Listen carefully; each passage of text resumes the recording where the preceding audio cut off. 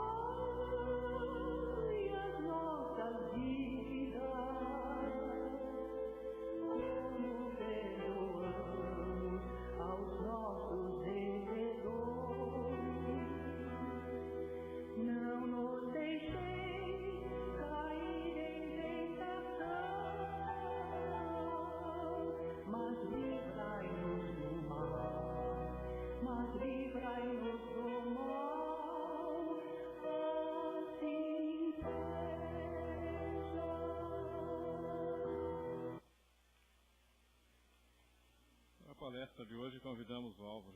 Por favor, Álvaro.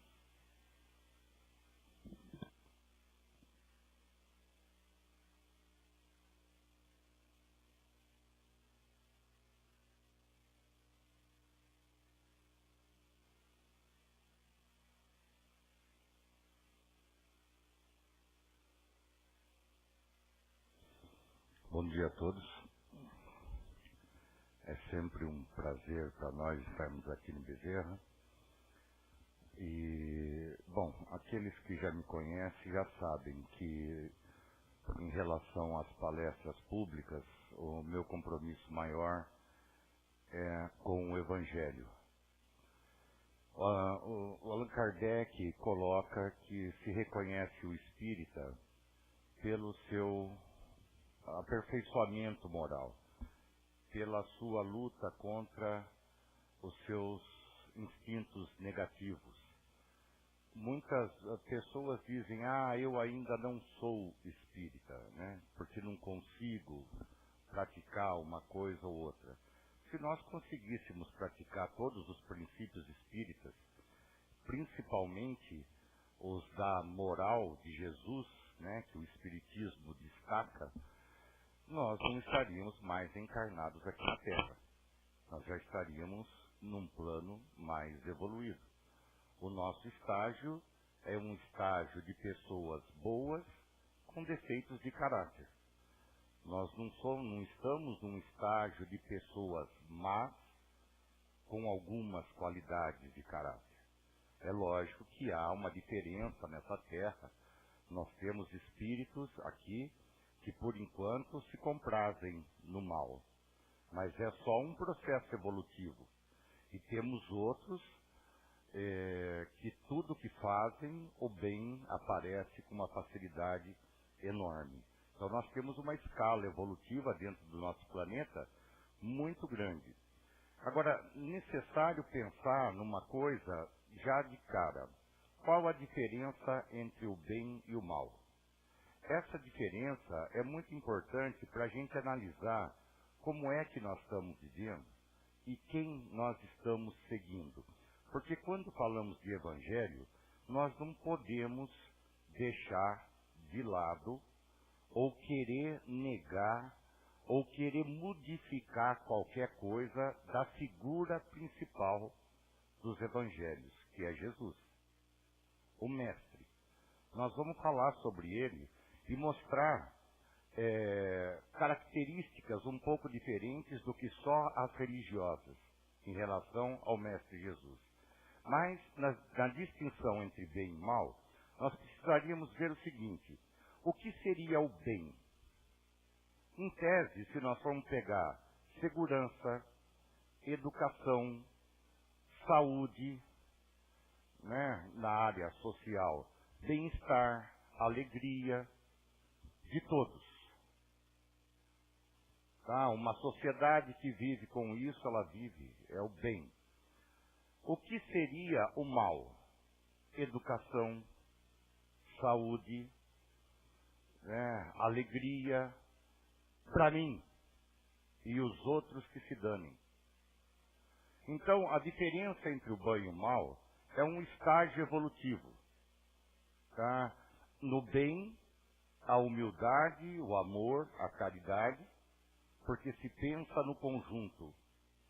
No mal, a busca é quase que a mesma, busca-se um bem, só que egoístico e orgulhoso. Então a diferença do bem e do mal aqui na Terra, ela é simplesmente uma questão de vetor, uma questão de lado. De um lado, quando nós fazemos um bem que atinge a todos, ele é humilde, ele é amorável e ele é caridoso, mas não essa caridade religiosa que a gente fala. A caridade como maneira de ser, a pessoa pensando naquilo que já é comum a todos.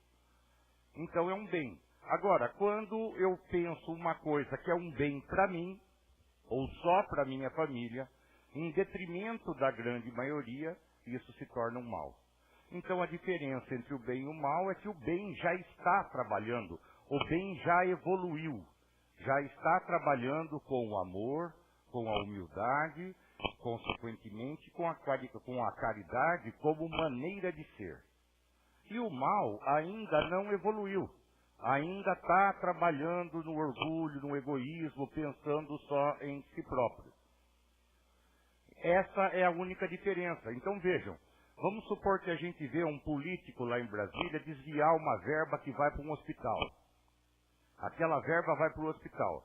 De repente, nós, povo, lemos uma notícia daquela e ficamos onde já se viu uma coisa dessa.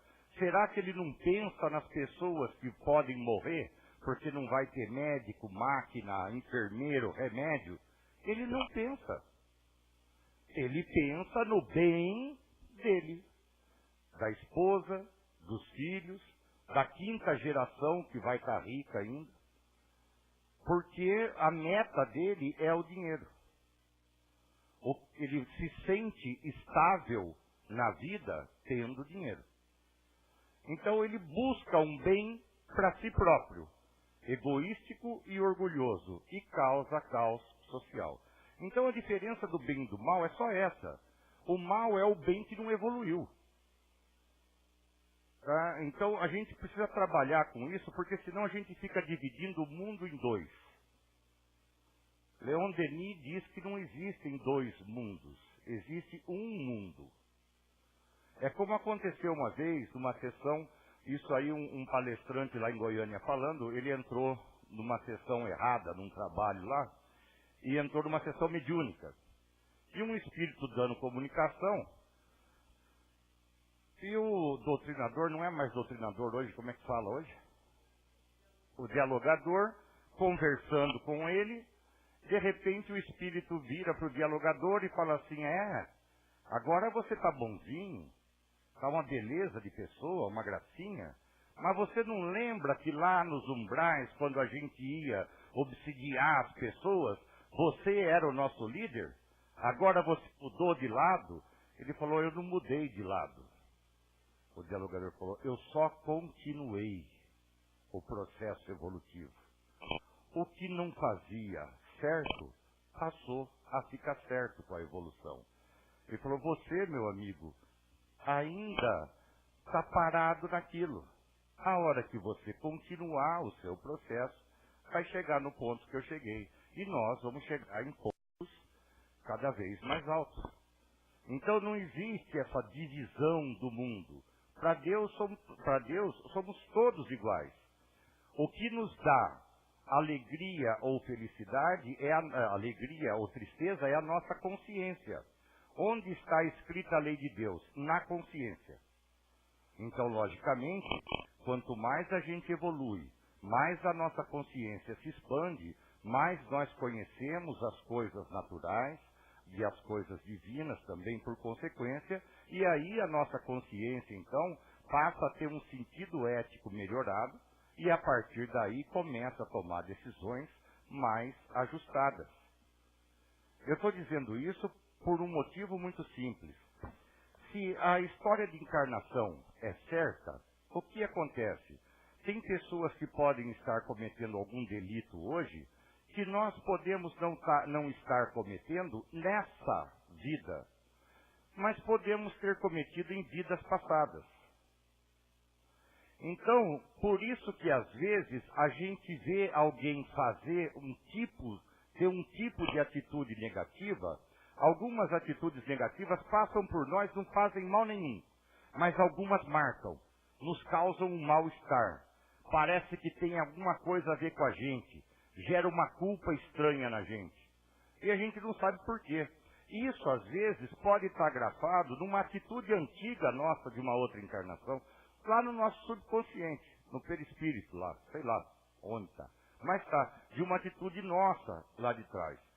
Por isso é recomendável que a gente, quando trate com o próximo, trate com compaixão. Nós temos visto que a justiça humana está repleta de vingança. Parece que nós queremos que as pessoas paguem e não que a justiça seja feita. Querer que uma pessoa pague por um erro, com raiva, com ódio, com vingança, é uma coisa. Querer que a justiça seja feita e tudo esteja dentro de um padrão é outra coisa completamente diferente. E nós precisamos, principalmente nós espíritas, quebrar os velhos conceitos, aqueles conceitos de que uma pessoa que cometeu um erro um dia lá com 15 anos de idade vai ter que sofrer até os 105. Não tem mais chance na vida de se melhorar. Não é assim. Paulo de Tarso diz, o amor cobre uma multidão de pecados. Nós estamos vendo aí pelo mundo hoje a quantidade de suicídios aumentando, a quantidade de pessoas depressivas aumentando, e eu não estou falando aqui de um assunto que eu não conheço, de um assunto que eu estou lendo em livro. Estou falando de um assunto que eu vivi. Eu vivi depressões graves, horríveis. E essas depressões estão ligadas, muito ligadas, à culpa de atos que nós cometemos com consciência, atos da vida atual, capítulo 5 do Evangelho segundo o Espiritismo. Tá? O capítulo 5 do Evangelho segundo o Espiritismo, bem-aventurados os aflitos, e tem uma parte que ele trata de causas atuais das aflições e causas anteriores das aflições. Então eu senti o quê? Nos meus processos depressivos, a culpa é uma agravante forte. Então eu consigo identificar culpas que eu trago desta vida. Então, as culpas dessa vida eu posso trabalhar de que maneira? A primeira maneira é tentando fazer reparações. Porque a culpa, normalmente, ela vem na ideia de se ter lesado alguém. Alguma situação. Então, a ideia da reparação com humildade é super importante. Que seria o pedir perdão. Se a outra pessoa vai me perdoar ou não, isso é um problema dela. Mas o meu ato de reconhecimento do meu erro, a minha humildade de pedir perdão, resolve a minha parte. Se ela vai me perdoar ou não, é outra coisa. Agora vejam, isso aí é uma coisa que o fato de pedir perdão não tira a responsabilidade de acertar depois aquela situação. Tá? É que nem, por exemplo, eu vou tomar um empréstimo no banco, eu não paguei uma parcela, não paguei duas, não paguei três, aí eu vou lá para o gerente do banco e peço perdão. Tá? Não vai adiantar nada. né? Peço perdão, eu posso lá explicar, olha, eu não paguei por isso, por isso, por isso. Mas depois eu preciso voltar a pagar aquelas parcelas. Não é? A mesma coisa acontece num ato de duas pessoas. Eu posso ter lesado alguém, peço perdão, isso alivia um monte, principalmente se a pessoa perdoar. Mas independente do perdão dado ou não, aquilo que eu estou, que a minha consciência diz, você precisa repor, hora ou outra eu tenho que repor, nessa encarnação ou em outra, aquela pessoa. Nessa vida atual, às vezes não dá para repor a mesma pessoa. Vamos supor uma pessoa que lesa o pai. Depois que o pai desencarnou, a pessoa fala, cai a consciência e fala, nossa, eu fui mal com meu pai. Não devia ter feito isso, não devia ter feito aquilo, o tal do arrependimento tardio. Não tenho mais como pedir desculpa para meu pai. Vou no centro tentar ver se meu pai dá comunicação. E comunicação de espírito é uma coisa interessante, que o telefone toca de lá para cá. O telefone não toca daqui para lá. A gente não chega no centro e fala, ó, quero falar com o seu Hélio Mesquita aí hoje. Não dá, entendeu? O seu Hélio Mesquita tem as ocupações dele lá. Então, o telefone toca de lá para cá. E aí, às vezes, a gente não vai conseguir ouvir quem a gente quer. E aquilo lá vai ficar amargurando. Mas vejam, eu posso, se o amor cobre uma multidão de pecados, eu posso entender em mim que só de o fato de reconhecer o erro já foi importante. Porque é uma coisa que eu não fazia. Eu cometia o erro, não o compreendia. O fato de eu compreender o erro já mostra uma evolução nesse sentido. Compreendi, entendi. O que posso fazer? O que posso fazer? Primeiro passo, bom, se isso foi um erro, não está legal, não fazê-lo mais. Onde temos um exemplo disso? Jesus e a mulher adúltera. Os homens levam a mulher adúltera como se ela tivesse adulterado sozinha. Só ela foi ser apedrejada. Ela devia estar adulterando com um homem. Se fosse com uma mulher, ia duas para ser apedrejada. Ela devia estar adulterando com um homem. Ele não é apedrejado, só vai a mulher. Porque era uma sociedade patriarcal naquela época e a coisa funcionava assim. A mulher está lá, todo mundo querendo apedrejar e botar Jesus numa sinuca de bico. Se Jesus fala, não, taca a pedra mesmo, o pessoal ia falar, ah, tá vendo? Ele não é aquele amorzinho de pessoa que todo mundo fala. Não é? Aí se Jesus fala, não, não taca a pedra, o pessoal, vamos, já prende o cara, já vamos levar, taca a pedra nele. Aí, o que ele faz? Quem não tiver pecados, que atire a primeira pedra. Então, aí que dá a ideia de que com o próximo a gente trabalha com compaixão. Porque sabedores que somos, que nós cometemos erros quase que diariamente. É simples, é só ver o trânsito. Aqui em Barra Bonita nós estamos estourando a buzina do carro por qualquer coisinha. Não é? Então, é simples isso. Nós cometemos erros diariamente. Então, agora, vamos trabalhar com justiça? Olha no espelho. Eu comigo, tá? É a minha consciência, a justiça. Onde está a justiça de Deus? Na consciência. Então, quero trabalhar com justiça? Espelho. Sou eu comigo. Com o próximo, compaixão. Por quê? Porque a responsabilidade do crescimento do próximo é dele, não é minha. Vejam, meus filhos. Se eu chegar para os meus filhos e falar, ó, eu quero que você vire o São Francisco. O que muda? Nada. Eu falei, eu vou virar se eu quiser, ele vai falar. Não é? E se eu não quiser ser o São Francisco? Agora, e se ele for o São Francisco? Pensou o Alvarinho de São Francisco ia ficar... E se ele quiser ser o São Francisco? Tá? Vai ser mérito dele. Porque ele vai ter que seguir o caminho que o São Francisco viu, que não foi fácil. Aí eu vou falar, eu tornei meu filho São Francisco. Mentira. Ele se tornou o São Francisco. Entendeu? Então, eu sou responsável pela minha evolução. Eu ajudo meu filho, eu tento, com a educação, tentar trazer ele para um caminho legal, mas é ele que escolhe o caminho dele. Esse é um lance interessante. Às vezes nós pais nos frustramos, nossos pais se frustram porque nós saímos errado em alguma coisa e os nossos filhos às vezes não acompanham aquilo que nós gostaríamos. Onde eu errei. Não é bem assim. A gente traz essas culpas mesmo, é quase que natural. Mas os nossos filhos, a partir do ponto que eles estão com a consciência em ordem, eles têm as suas escolhas. São, às vezes, espíritos mais evoluídos que a gente, que os pais, e fazem escolhas que os pais não vão entender, porque, vejam, o nível de evolução diferente é o mesmo que eu chegar para um garoto do terceiro ano, primário, e mostrar o teorema de Pitágoras, que eu falo sempre dele, eu lembro do nome. Então, aprende lá no colegial, né, no ensino médio. Chega alguém do ensino médio e fala para mim no terceiro ano, o teorema de Pitágoras. Ele fala, nossa, que legal, é de comer, né? Porque ele não faz ideia do que o cara está falando.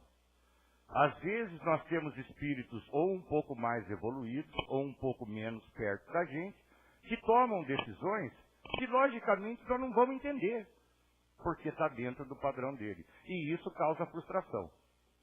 Porque, normalmente, eu amo no outro o eu que eu desloquei no outro. Vejam, por que a gente se frustra normalmente? Porque nós temos decepções com os outros e por que nós falamos magoei? Fulano me magoou. É impossível alguém me magoar. Sou eu quem me magoou. Então vamos supor, eu vejo uma pessoa e espero que aquela pessoa tenha uma determinada atitude. De repente, aquela pessoa age de outra maneira. E eu fico magoado. Mas peraí. Eu amo aquela pessoa ou eu me amo naquela pessoa? É aí que está uma diferença impressionante. Sabe? Eu estou querendo me projetar na outra pessoa, eu estou querendo agir, ter a minha ação na atitude da outra pessoa, ou estou amando a pessoa como ela é, independente da atitude que ela tomar? O que é o amor? O que é o amor? Quem eu amo?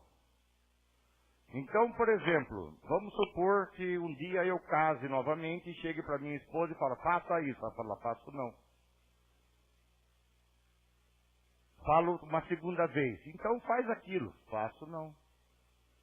Uma terceira vez, faça aquilo. Faço não. O que eu faço numa situação dessa? Tem que fazer uma reunião, dá um tempo, vamos sentar, conversar.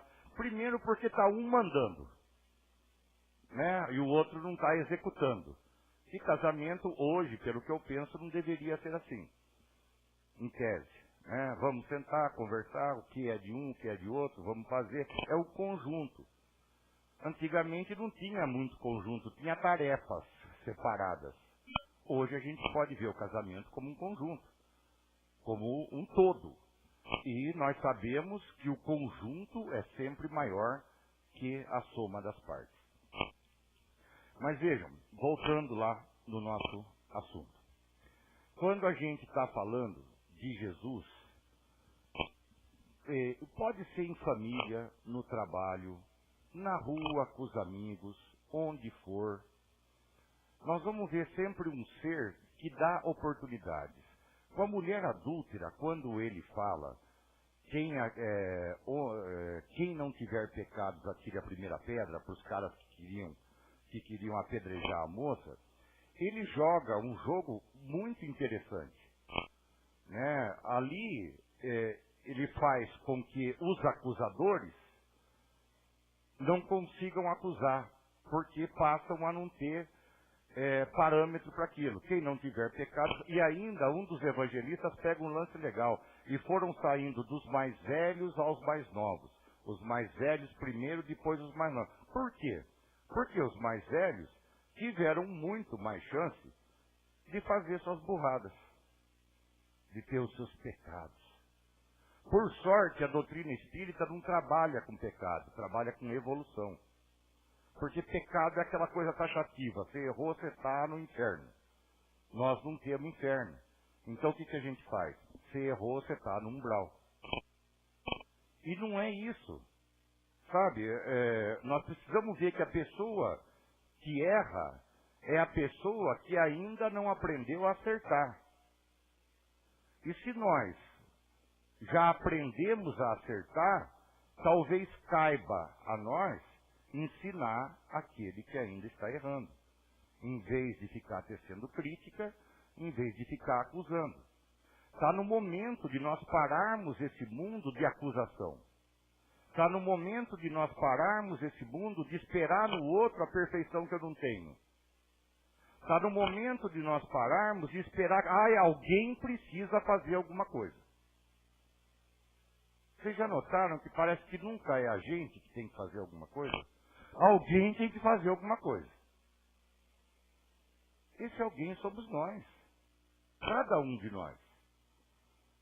Não adianta mais esperar dos outros. Esse tempo já passou. Vocês podem ver, o que a gente conhece da história da humanidade são poucos homens ou mulheres tomando atitudes e a grande maioria do povo sendo levada. Sendo levada. Nós pegamos assim, aqui na Terra, vulgarmente falando, 3 bolinhas. Uma bolinha em cima de 10% de gente boa. Esses bom mesmo. Sabe? Assim, gente de Madre Teresa, Gandhi, essa turminha pesada. 10%.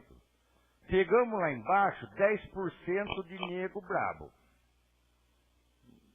Mata pra ver o tombo. Hitler, né? Turminha braba. E nós pegamos no meio uma bolona de 80% de indecisos na nossa humanidade. Então, se os 10% do bem estão em destaque, essa onda dos 80% vem. Se os 10% do mal estão em destaque, essa onda dos 80% vem. Tá? Aí o que acontece? Vejam, é só pegar a história, a guerra. Pega, por exemplo, a Segunda Guerra Mundial, que foi a mais recente, né, das guerras mundiais. Ela, apesar de alguns países não estarem efetivamente no tabuleiro da guerra, no campo de guerra, ela afetou o mundo inteiro. Teve soldados brasileiros que morreram lá. Afetou tudo. Pela simples ideia de que eu quero o que é do outro. Eu quero aquele pedaço lá do outro. Eu quero aquela terra. A minha raça é melhor que a sua. Vejam a questão do egoísmo e do orgulho. E ainda o pessoal fala, não, porque Hitler queria a raça ariana. Papo furado. Se a gente for olhar na história, o que aconteceu? A classe burguesa lá da Alemanha, quando perdeu a Primeira Guerra, alguém pagou a guerra. Foram os burgueses alemães que pagaram a guerra e ficaram sem nada. Houve uma mudança. O Hitler, quando entra no partido, no nazi, tá? O Hitler é um cara muito esperto. Para vocês terem uma ideia, o Hitler ia assistir os teatros, as peças de teatro, as peças de ópera, para pegar o jeito de falar, o tom de voz, os gestos, para falar em público. Tá? Os caras que faziam a parte de propaganda dele, era só olhar lá como era feito as filmagens. Aparecia o povo, o exército, a bandeira e o Hitler. Ou o Hitler e a bandeira. Mas era tudo feito assim para causar aquela imagem. Ele é o Salvador. Tá? E usando o quê? Usando o ódio de uma classe, de uma ex-classe burguesa alemã, montando esse partido nazi, inventando a história da raça ariana, nós queremos, o Hitler nem alemão era, e levou a sair aquela loucura que foi a Segunda Guerra Mundial. Tá? Então vejam, está usando o quê? O ódio. Nós estamos vendo agora essas coisas dos atentados. Em nome de Deus. Está usando o quê? O ódio. Mas vejam, peguem as escrituras desde o começo da humanidade. Ninguém está mandando matar ninguém. Pega na Inquisição, na Idade Média, que os cristãos matavam os bruxos, sei lá o que era aquilo, tá? Queimava todo mundo, em nome de Jesus. Mas espera um pouco. Jesus foi o único que morreu lá no começo do cristianismo. Ele mesmo morreu. Ele não mandou matar ninguém. Sabe, nós precisamos quebrar esse processo religioso. De culpa, de medo, de punição, de nunca mais ter chance. Sabe, porque senão o que nós estamos fazendo? Nós estamos crucificando pessoas. Nós estamos queimando pessoas vivas. Que vão ficar carregando essa pecha pro resto da vida. Então nós precisamos atuar diferente. Essa atuação precisa começar onde nós estamos. Não adianta mais ficar com a palavrinha amor na boca. Está acabando esse tempo, gente. Sabe, essa palavrinha amor, ela precisa começar a entrar em exercício verdadeiro. Sabe, não só o amor de mãe e filho, não só o amor de namorado e namorada, nada, não, o amor mesmo, assim como um jeito de viver. Sabe, às vezes até angustiante. Eu vou tomar uma decisão, se eu tomar essa decisão, alguém pode ser prejudicado. Na mesma situação, se eu tomar a decisão aqui, outro sai prejudicado. E eu tenho que tomar uma decisão. Sabe? Às vezes essa angústia mesmo, de que decisão eu vou tomar. Mas o amor pode me ajudar a tomar uma decisão técnica, às vezes. Eu estava ouvindo Simão Pedro de Lima, que é um palestrante mineiro. Quando eu estava em Goiás, estava ouvindo lá, e ele falando sobre Jesus. Pergunta 625 do Livro dos Espíritos. Qual é o tipo mais perfeito que Deus ofereceu ao homem para servir-lhe de guia e modelo? Tipo mais perfeito. Mais perfeito. Que Deus ofereceu ao homem, nesse caso aqui é bem específico ao homem, na Terra, planeta Terra, tá? Para lhe servir de guia e modelo. A resposta é a mais curta do Evangelho, do Livro dos Espíritos. Jesus. Agora vamos entender. Que não adianta falar de Evangelho se não entender quem é o Mestre. Então vamos pensar quem é o Mestre. Vamos pegar a nossa ciência só rapidamente. Um universo de 15 bilhões de anos, com aproximadamente 200 bilhões de galáxias, só o que o homem consegue perceber. Vamos rapidamente nisso. A nossa galáxia, a Via Láctea, uma galáxia pequena com só 100 bilhões de estrelas. Pequena porque tem galáxia, como a MU-87, com 1 trilhão de estrelas. Tá? Da nossa galaxinha, de 100 bilhões de estrelas, e estrelas são sóis, não planetinhas, na nossa galáxia, numa pontinha dela, tem um sisteminha solar de um Sol de quinta grandeza, quando eu estava na escola, depois passou a ser um Sol, uma estrela anã, quando meu filho estava na escola, e eu não sei o que é hoje, faz tempo que eu estou longe da escola. É o nosso Sol, uma estrela pequena. A terceira bolinha, sem luz, saindo do Sol, é a nossa Terra. Essa Terra tem aproximadamente 6,4 bilhões de anos. Aí, ciência materialista.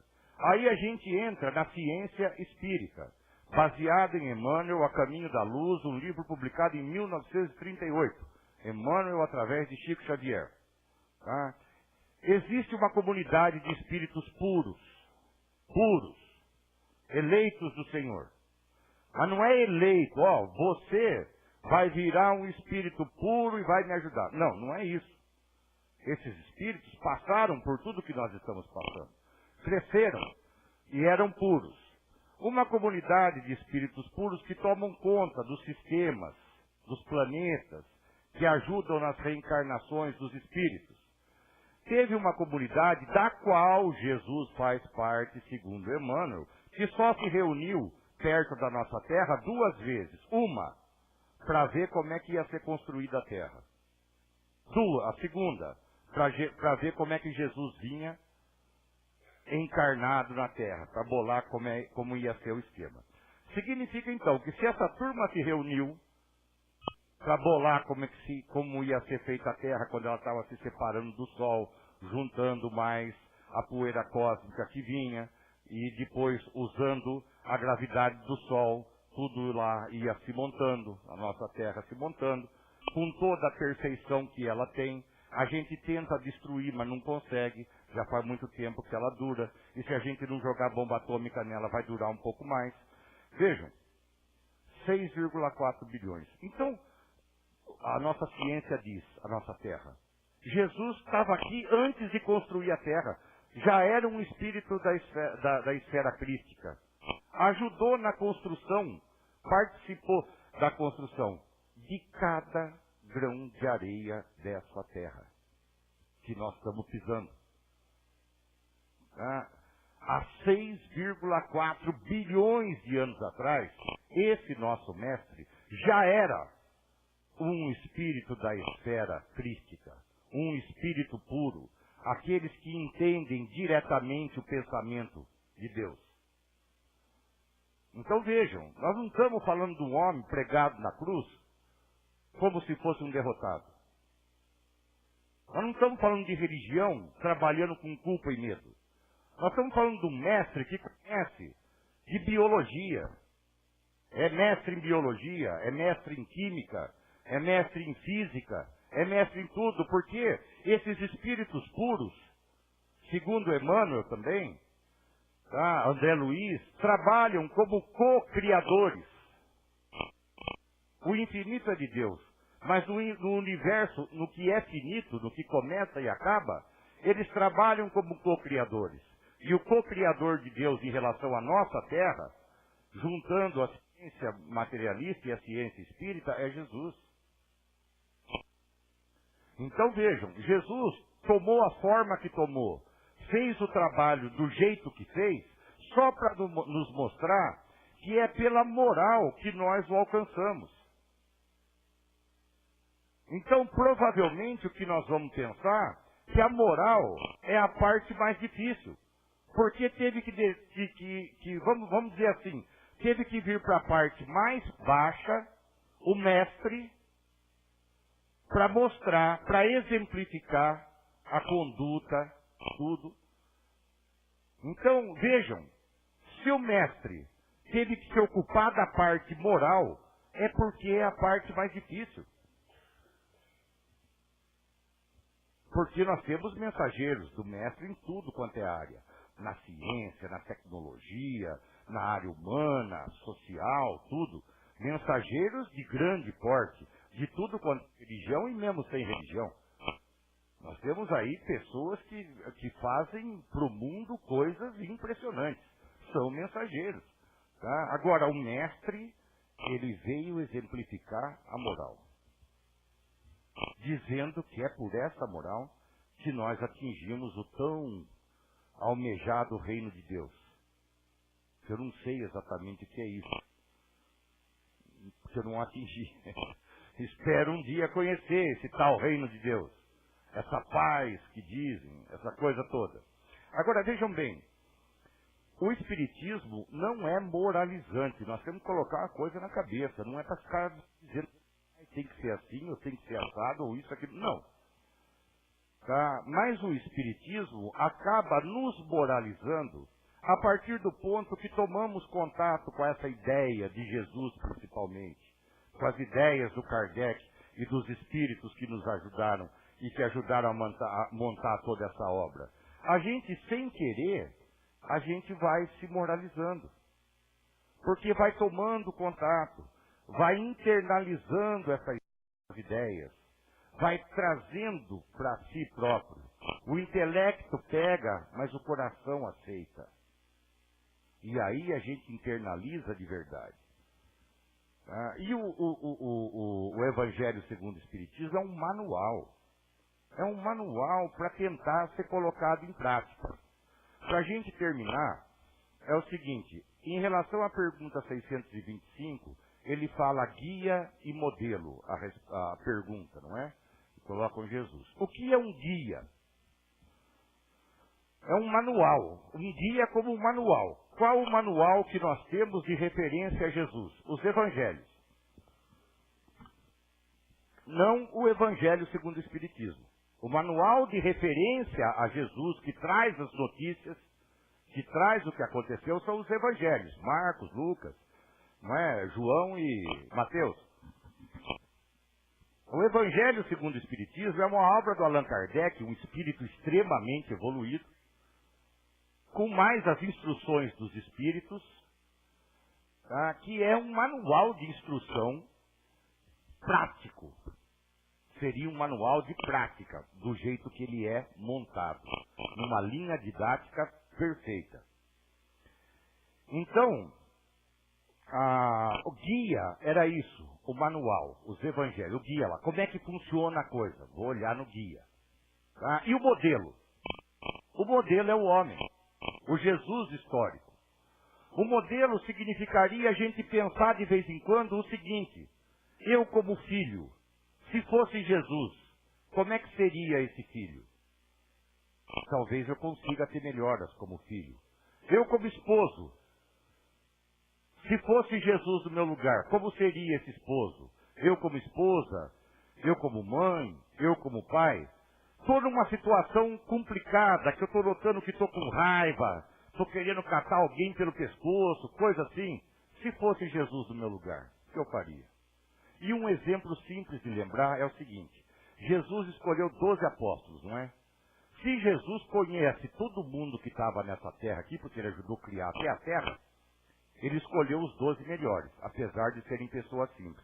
Na hora que ele foi entregue, um traiu, um negou e 9 fugiram. Ficou só o João, que tinha 16 anos de idade, acho que ele não sabia nem para que lado correr. Certo? Que era mocinho. Tá? Um fugiu, um negou, um traiu e 9 fugiram. Depois Jesus reaparece. Depois de 3 dias reaparece.